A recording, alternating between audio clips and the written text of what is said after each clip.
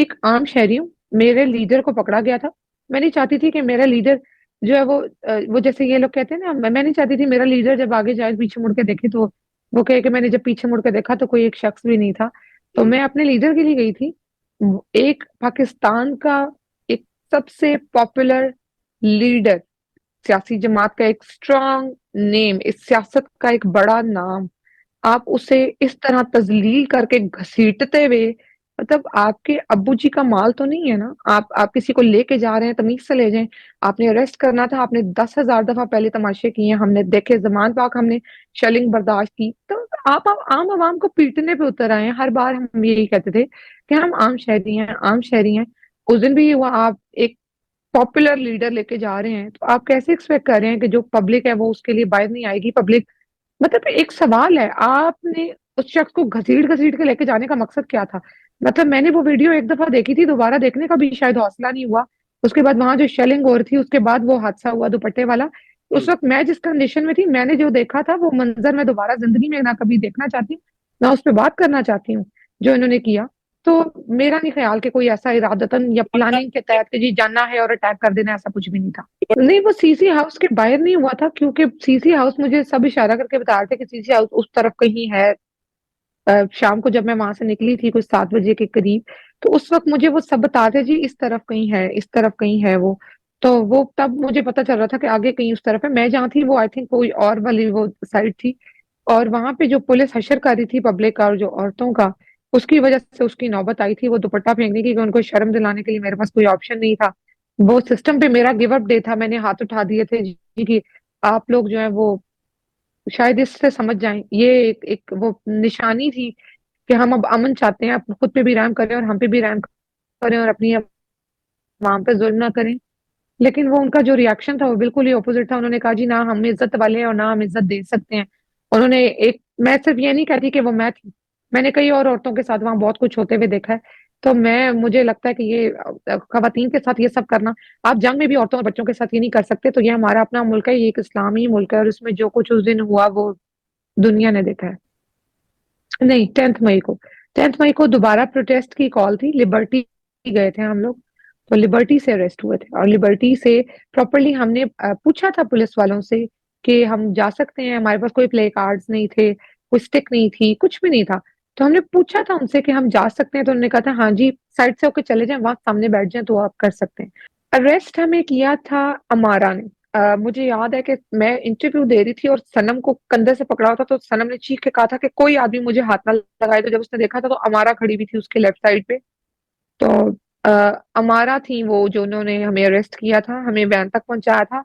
Identify बाद में हमें शहरबानों ने किया था, जो आके हमें देख के गई थी कि ये हाँ जी यही दो लोग अंदर मौजूद हैं, यही मौजूद है दो।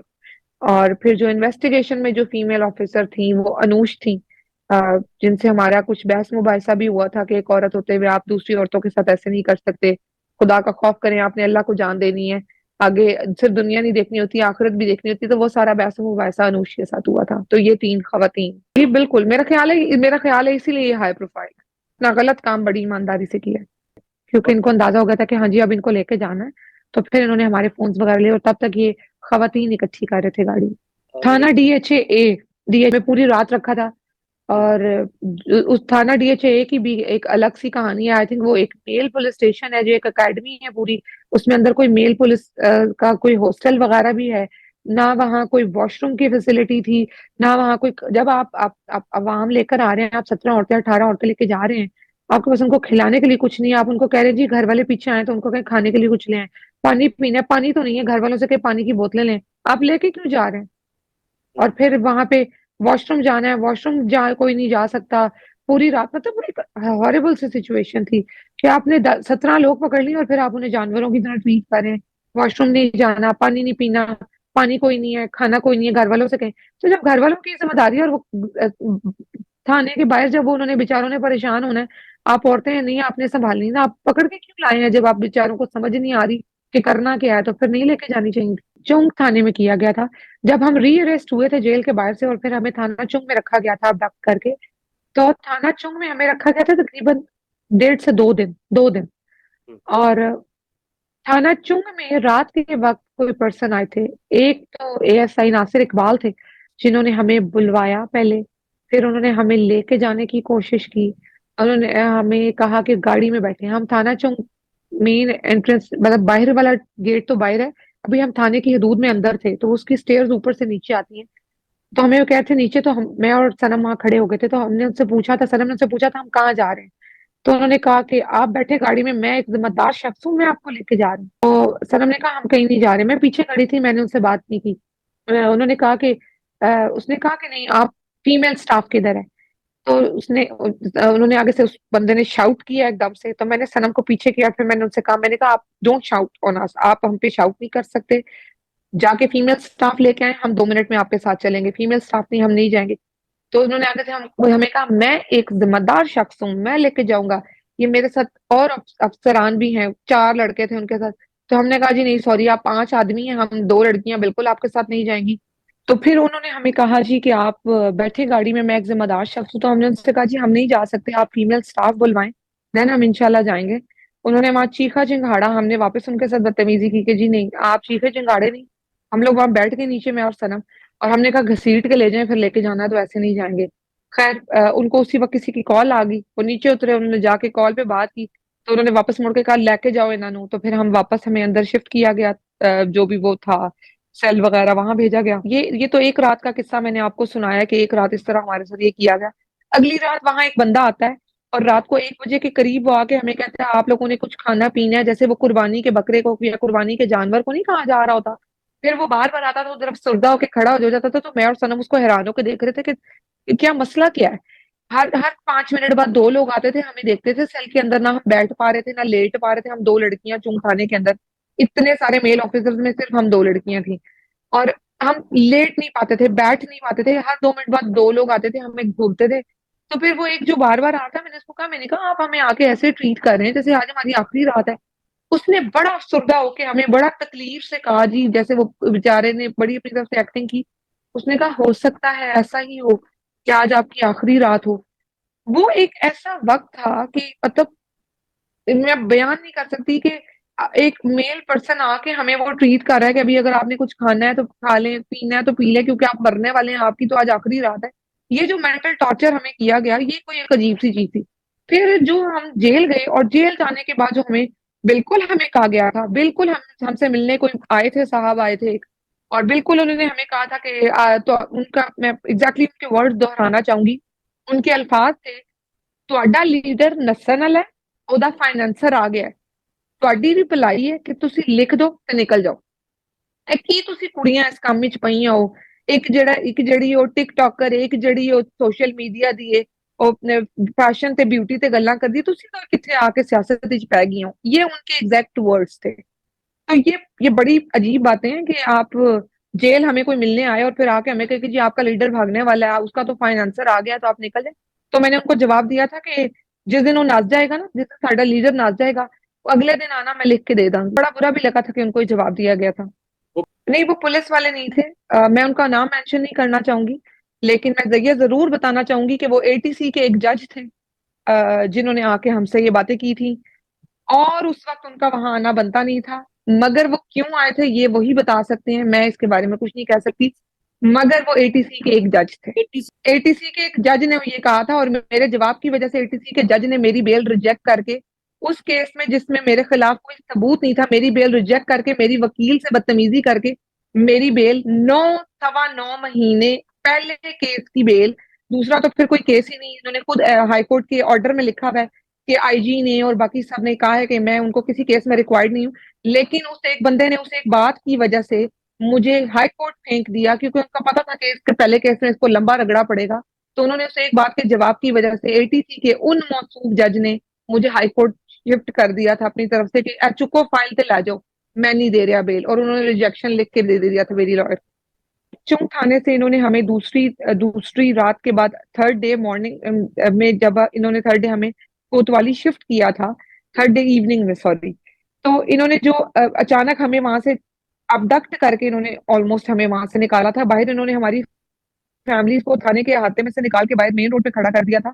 इन्होंने हमें दूसरी गाड़ियों में ले जाके कोतवाली शिफ्ट किया था कि हमारी फैमिलीज को पता नहीं चला था। उस रात हमारी फैमिली पूरी रात हमें लाहौर में ढूंढती रही। उन्हें नहीं पता चला कि हम कहाँ पे हैं। अगले दिन एक वीडियो चली थी, मैं बिल्कुल इस चीज का जिक्र करना चाहूंगी। मेरी वालदा एक तहज्जुद गुजार औरत है, मेरी वालदा को रात के 1 बजे के करीब एक मैसेज आता है व्हाट्सएप पे। एक वीडियो आती है जो कि एक रूम में ऊपर की वीडियो है, और उस लड़की ने काले कपड़े पहने हुए हैं।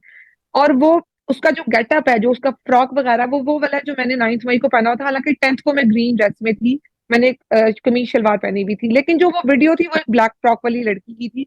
जो मेरे मेरे बाद में मुझे मेरी वालदा ने बताया।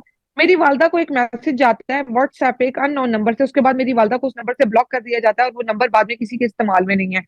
उससे मेरी वालदा को एक मैसेज आता है, एक वीडियो जाती है, और वो एक रेप वीडियो है जिसमें 3 से 4 पुलिस अफसरान, पुलिस के एहलकार एक लड़की का रेप कर रहे हैं। और उसके ऊपर वीडियो के बाद एक मैसेज मेरी वालदा को गया कि ये तैयबा है।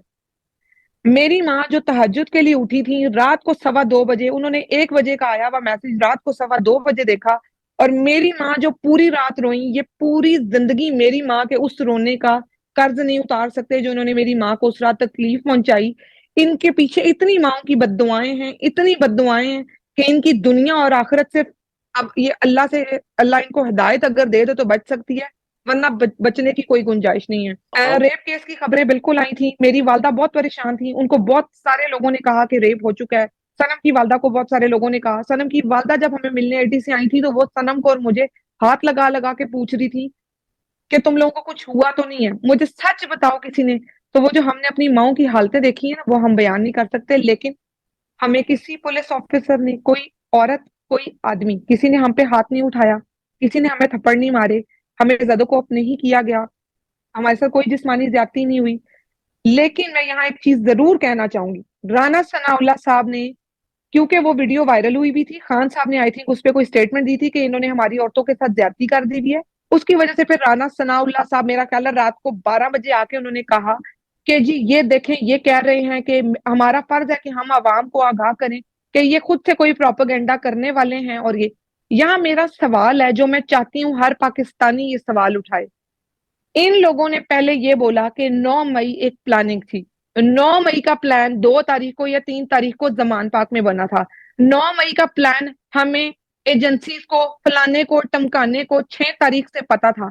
तो जब राना सनाउल्लाह साहब एक औरत की वीडियो वाली बात पे धड़ाधड़ फटाफट आके रात को 12 सवा 12 बजे प्रेस कॉन्फ्रेंस करके कह रहे हैं कि हमें अवाम को एतमाद में लेना है, तो राना सनाउल्लाह साहब, आपने 6 तारीख को जब आपको पता चला था कि अगर पीटीआई अवाम को बेवकूफ बनाने वाली है, अगर अवाम को कहीं रगड़ा मत पड़ने वाला है किसी सियासी जमात की तरफ से, तो तब आपने हुकूमती जिम्मेदारी लेते हुए 6 तारीख की रात को प्रेस कॉन्फ्रेंस करके अवाम को ये क्यों नहीं कहा कि पीटीआई ये करने वाली है, आपने 9 तारीख को नहीं निकलना, या अगर ये आगे 2-3 दिन बाद, 4 दिन बाद, 10 दिन बाद ये आने वाले हैं कैंट की तरफ, तो आप लोगों ने नहीं आना। राना सनाउल्लाह साहब को उस वक्त भी प्रेस कॉन्फ्रेंस करनी चाहिए थी। अगर आप अपने लिए इस वक्त आके चीखें मार रहे थे तो आपको पहले भी करनी चाहिए थी। तो यहाँ से इनका ये सारा बयानिया बर्बाद हो जाता है। ये जितनी भी कोशिश कर लें, अल्लाह ताला ने इनको नीचा जरूर दिखाना। पहला महीना जरा सख्त था जमाल, फर्स्ट मंथ वाकई सख्त था। आइडेंटिफिकेशन परेड मैक्सिमम होती है 7 डेज की, अगर मैं गलत नहीं हूँ तो। मुझे ये लॉ एंड ऑर्डर का इस तरह से ऐसा आइडिया नहीं है, मेरी लॉयर इस पे बेहतर बता सकती है, लेकिन मेरा ख्याल है कि 7 डेज की मैक्सिमम होती है। लेकिन हमारी आइडेंटिफिकेशन परेड 15th या 16th डे हुई, जो कि मैक्सिमम टाइम का भी डबल है। तो ये बड़ी एक अजीब सी बात थी। अ, हमें जिस तरीके से वहां बंद रखा गया शुरू में, हमें जिस तरीके से दिन के वक्त भी पूरी जेल खुली होती थी और हमें, हमारे एक आगे अहाता था, अहाते के अंदर छोटे छोटे सेल्स थे, हमें उन छोटे छोटे सेल्स के अंदर भी बंद कर दिया जाता था। तो वो जो 21-24 डेज थे, वो बहुत अजीब थे। बहुत, मतलब जानवरों जैसे सलूक वाले वो थे कि मेरा ख्याल है अब हम जानवरों के साथ भी ऐसा सलूक नहीं करते। हम जैसे एटलीस्ट लोग जानवरों के साथ भी ऐसे नहीं करते। वो थोड़ा हार्ड था, लेकिन उसके बाद सब नॉर्मल हो गया था। नेगेटिव पे मैं बात नहीं करना चाहूंगी। पॉजिटिव पे हाँ, वहां पे पॉजिटिव पर्सन्स बहुत सारे रहे। बहुत सारे स्ट्रॉन्ग लोग मैंने देखे, जो बज़ाहिर हम लोगों को जरूर पता होने चाहिए। ऐसे नाम, ऐसे चेहरे जो अ, हमारे अपने पास, हमारे इर्द गिर्द मौजूद है, जिन्हें हम बाहर कभी भी नहीं जानते थे, जिन्हें हमने जेल में देखा। तो पॉजिटिवनेस कुछ लोगों से बहुत सारी थी, और नेगेटिवनेस से, नेगेटिव पीपल के बारे में मैं बात नहीं करना चाहूंगी, क्योंकि अगर मैं बात करूंगी तो एक और नया महाज खुल जाएगा। और अभी हम ऐसी स्टेज पे नहीं है, मुझे नहीं लगता है कि हम ऐसी किसी भी स्टेज पे हैं कि हम लोग एक नया मुहाज खोल के बैठ जाएं तो नेगेटिव पे बात नहीं करनी। नहीं, रवैया ऑब्वियसली जब आप एक साथ रहते हैं तो मसाइल भी होते हैं, और जेल तो एक ऐसी जगह है कि जहाँ हर कोई डिप्रेशन में ही था, क्योंकि सब खानदानी लोग हैं, सब अपने अपने घरों से गए हुए थे। कोई भी किसी की भी फैमिली में कहीं पे कभी कोई औरत जो है वो जेल नहीं गई, तो सबके लिए वो एक ट्रॉमा था। लेकिन ये कि अच्छे लोग भी थे। छोटी मोटी चीजें हो जाती हैं खवातीन में, खैर मुझे लगता है कि मसाइल होते भी ज्यादा है, लेकिन अच्छे लोग भी बहुत मिले, अच्छी बॉन्डिंग्स भी बहुत रही हैं। कुछ नए दोस्त मिले, कुछ नए चेहरे, कुछ काबिल चेहरे सामने आए, जिनके बारे में जरूर बात होनी चाहिए, जिनका जरूर पूरे पाकिस्तान को या दुनिया भर में पाकिस्तानी जहां भी मौजूद है उन्हें पता होना चाहिए कि कुछ लोग जिन्होंने बहुत ज्यादा तकलीफ काटी, अपने हिस्से से ज्यादा जिनकी कुर्बानी रही, वो जरूर सबको पता होना चाहिए। तो कुछ नेगेटिव और कुछ पॉजिटिव जरूर था।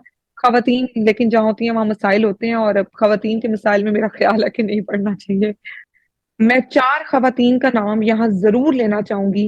मैं चाहती हूँ कि पूरा पाकिस्तान या दुनिया भर में जहां भी पाकिस्तानी मौजूद है उन्हें पता हो कि 4 औरतें ऐसी हैं जो इंसानियत में भी बहुत आगे हैं, काबिल भी बहुत हैं।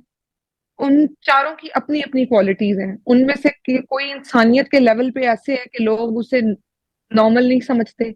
मतलब मेरे और आप जैसे लोगों से कहीं ऊपर, कहीं बेहतरीन लोग शायद। पहला नाम मैं जिसमें लेना चाहूंगी, एक ऐसी खातून जो कि बहुत विजिबल है अपने लाइक्स और डिसलाइक्स को लेके, उसकी अपनी एक स्टैंडिंग है। वो गलत चीज पे स्टैंड लेती है, सही चीज पे स्टैंड लेती है। सही चीज पे स्टैंड लेने पे अगर वो आखिरी औरत भी रह जाए तो मुझे उस पर फख्र है कि वो अपना स्टैंड लेती है। वो इस चीज के लिए पीछे नहीं हटती कि फलां फलां मेरे साथ खड़ा होगा और फलां फलां नहीं खड़ा होगा। वो नाम खदीजा शाह का है। खदीजा शाह एक काबिल औरत है, एक बहादुर औरत है। मैं दिल से चाहती हूँ कि खदीजा आने वाले वक्त में पाकिस्तान के लिए आगे आए।